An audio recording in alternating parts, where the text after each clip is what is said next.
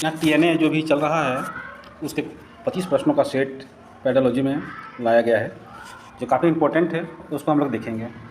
पहला क्वेश्चन है, शिक्षक की भूमिका क्या है। इसमें 4 ऑप्शन है। पहला, ज्ञान प्रदान करना। बी, विद्यार्थियों को प्रेरित करना। सी, कक्षा को व्यवस्थित रखना। और डी में सभी। तो इसका आंसर हो जाएगा डी नंबर, सभी। दूसरा प्रश्न, शिक्षण प्रक्रिया में विद्यार्थियों की भागीदारी क्यों महत्वपूर्ण है। ऑप्शन ए, विद्यार्थियों को सीखने में मदद मिलती है। विद्यार्थियों को आत्मविश्वास मिलता है। शिक्षक को विद्यार्थियों की आवश्यकताओं को समझने में मदद मिलती है। डी नंबर, शिक्षक को अपनी शिक्षण विधियों को सुधारने में मदद मिलती है। इसका आंसर हो जाएगा ऑप्शन ए, विद्यार्थियों को सीखने में मदद मिलती है। क्वेश्चन नंबर 3, तीसरा, शिक्षण विधियों का चयन कैसे करें। ऑप्शन नंबर ए, विद्यार्थियों की आवश्यकताओं को समझकर। बी नंबर, पाठ्यक्रम के अनुसार। सी नंबर, शिक्षक के अनुभव के अनुसार। डी नंबर, सभी।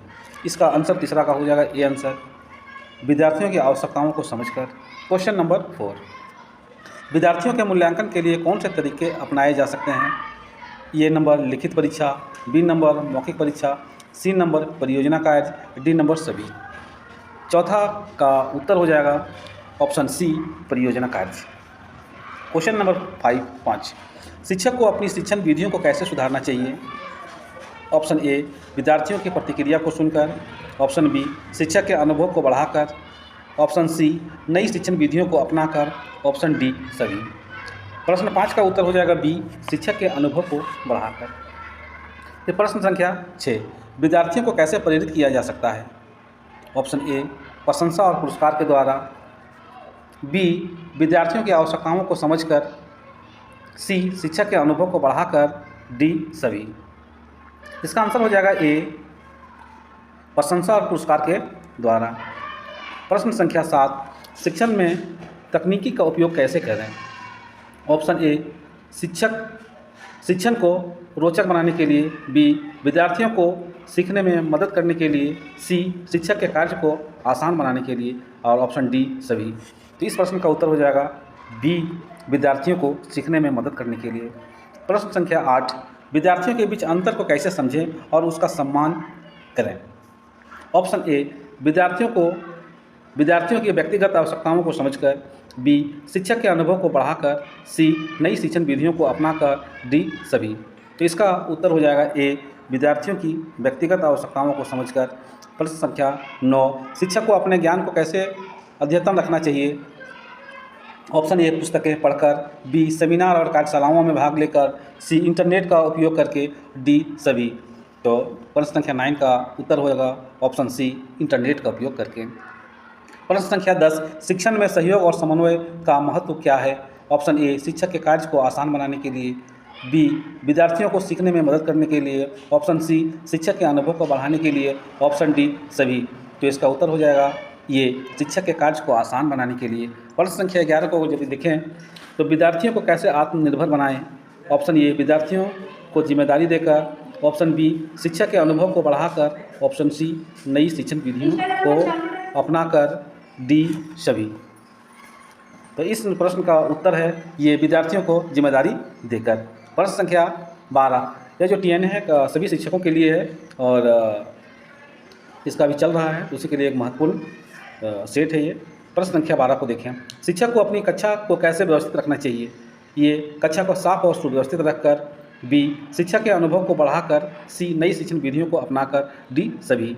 तो इसका उत्तर हो जाएगा ऑप्शन ए, कक्षा को साफ और सुव्यवस्थित रखकर। प्रश्न संख्या 13 को देखें तो विद्यार्थियों के प्रश्नों का उत्तर कैसे दें। ऑप्शन ए, विद्यार्थियों को समझने के लिए समय देकर। बी, शिक्षक के अनुभव को बढ़ाकर। सी, नई शिक्षण विधियों को अपनाकर। डी, सभी।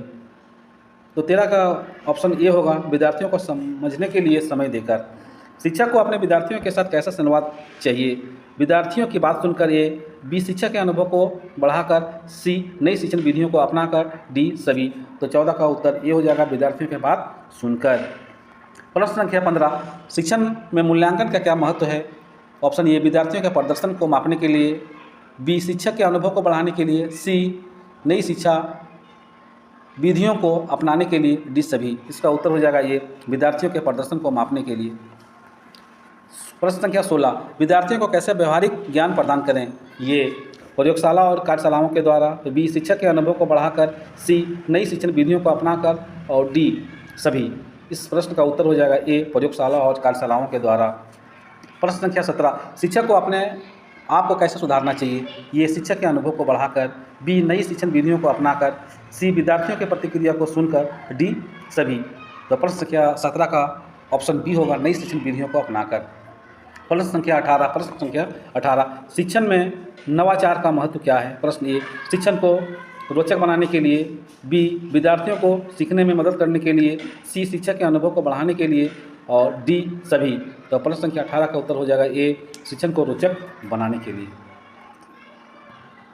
प्रश्न संख्या 19, विद्यार्थियों को कैसे सुरक्षित और स्वस्थ वातावरण प्रदान करें? प्रश्न संख्या 19 का ऑप्शन ए कक्षा को साफ और सुव्यवस्थित रखकर, बी शिक्षक के अनुभव को बढ़ाकर, सी नई शिक्षण विधियों को अपनाकर, डी सभी। तो 19वां का प्रश्न का उत्तर ऑप्शन ए कक्षा को साफ और सुव्यवस्थित रखकर। प्रश्न संख्या 20 को अगर देखा जाए, शिक्षक को अपने विद्यार्थियों के साथ कैसे संबंध बनाना चाहिए? ये विद्यार्थियों की बात सुनकर, बी शिक्षक के अनुभव को बढ़ाकर, सी नई शिक्षण विधियों को अपनाकर, डी सभी। तो प्रश्न संख्या 20 का ऑप्शन ये हो जाएगा, विद्यार्थियों की बात सुनकर। प्रश्न संख्या 21, शिक्षण में माता पिता की भूमिका क्या है?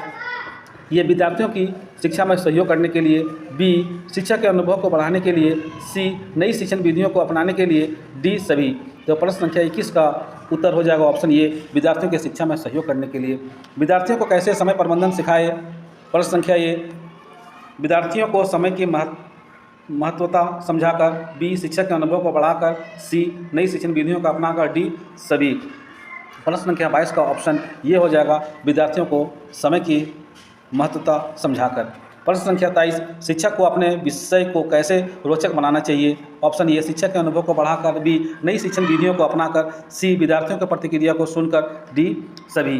तो प्रश्न संख्या 23 का जो उत्तर होगा ऑप्शन बी नई शिक्षण विधियों को अपनाकर।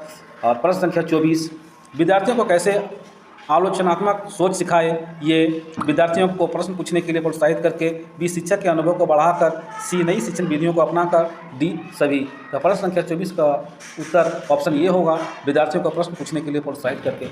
और इस सेट का अंतिम क्वेश्चन, शिक्षक को अपने आप को कैसे प्रेरित रखना चाहिए? ऑप्शन ए शिक्षक के अनुभव को बढ़ाकर, बी नई शिक्षण विधियों को अपनाकर, सी विद्यार्थियों की प्रतिक्रिया को सुनकर, डी सभी। तो इस 25वां और लास्ट प्रश्न का ऑप्शन सी होगा, विद्यार्थियों की प्रतिक्रिया को सुनकर। तो इस प्रकार TNA का जो 25 सेट था हम लोगों का वह समाप्त हुआ, और आशा करते हैं कि अच्छा लगा।